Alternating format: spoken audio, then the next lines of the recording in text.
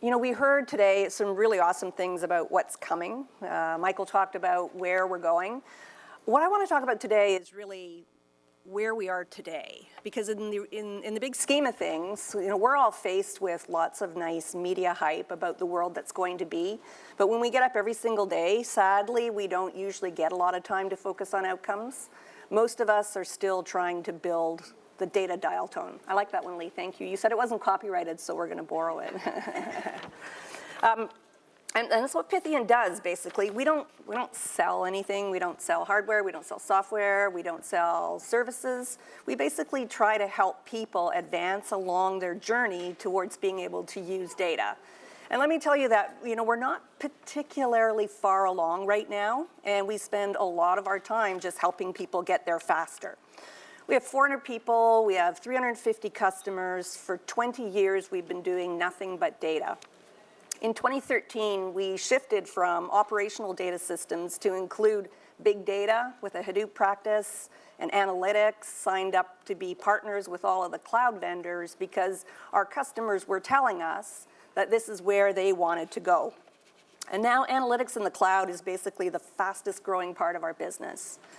We spend more time right now moving data warehouses and data lakes to the cloud than we do anything else.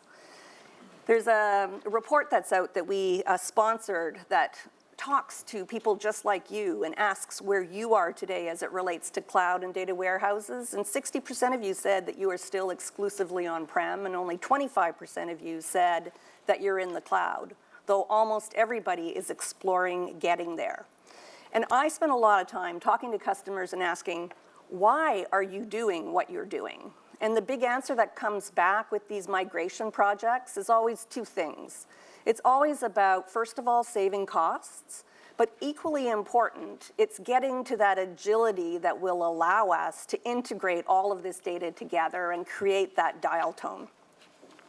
And so we work with all data warehouses moving to the cloud, whether it's Oracle or Teradata or Netezza, we are seeing it happen. And it's happening in organizations that are small, and it's happening in organizations that are large.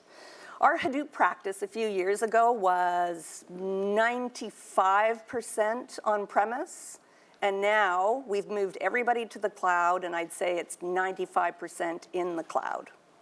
It's also not growing. The data warehouse market is moving to cloud-native platform as a service data warehouses, and SQL is not dead by a long shot. One of the biggest drivers for moving the data warehouse to the cloud is to be able to allow bring your own analytics. And bring your own analytics starts almost initially in every single case with SQL-based analytics. People come to us and they say, okay, now that we're in the cloud, hook me up. I want you to hook up whatever my people are comfortable using, because the more analytics they do in the cloud, the better on the data, the better off we are. So hook up Looker, hook up Tableau, hook up Excel. I don't care. I just want people to start using their data. We're talking now, when we move these people to the cloud with their data warehouses, they're not just stopping at a data warehouse. The data warehouse is almost inevitably the first step, but then it expands beyond the data warehouse to what we're calling a data platform. And if you think of a data platform as a data warehouse plus a data lake plus ETL plus processing, then suddenly, you know, you have something that's much bigger and much more powerful and much more flexible than simply the traditional data warehouse. And when even customers who don't want, you know, sometimes they're nervous about moving to the cloud. And you always say, why are they nervous? They worry about security, they worry about performance. And even those who are adamant about not moving to the cloud with their data warehouse say, we still want to build something in the cloud. We want to take a copy of our data warehouse, and we want to use that in the cloud with all of our other data so that we can get to that data dial tone point. And in that case, it's really all about eliminating data silos. And data warehouses aren't particularly good at it, but data platforms are really good at it. I think the largest that we've seen so far is about 1,000 data sources that have been fully integrated into a platform. It was a massive project, but it worked out flawlessly from their perspective. It was hard. Lee talked about it, Michael talked about it. It's hard, but it's doable.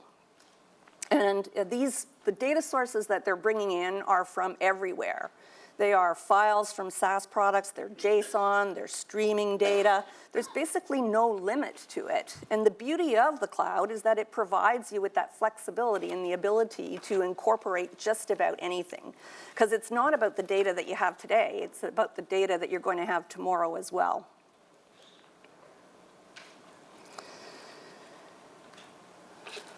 I'm trying to shorten this up so that you can get to your coffee. Other interesting thing is the data platforms that we're seeing today almost always have a data warehouse. I asked around and I said, have we ever done one that didn't have a data warehouse? And the answer was yes, there has been one. But what we are seeing, and what didn't come out yet in the survey and the report that you'll all get a copy of, is that the consumers of data in data platforms aren't just via the data warehouse. Increasingly now what we're seeing is the data scientists who are showing up with their own tools that they want to use, whether they're Jupyter notebooks or R or whatever products, and they want to plug in, and they don't want to plug into the data warehouse exclusively. They want access to all that raw data that they need for their models. So they're bringing their tools and hooking in. Apps are hooking in. You're starting to see mobile development that's using the data that's been integrated into the data platform. So the key difference here is that while people are largely still the consumers of data in the platform, it's not restricted to people. And we need to start thinking about that data platform as an orchestrator of all the data in the enterprise to be delivered to a number of different systems.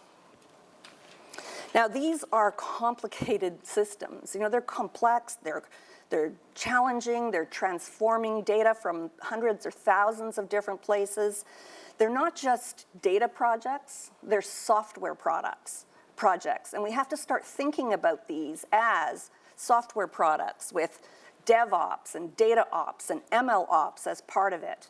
You know, we like to say that cloud right now is like a teenager.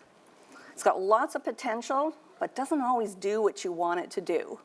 And that's so very true. You know, you have to be able to deal with the uncertainty and the ongoing change that's associated with cloud and figure out ways to automate around it.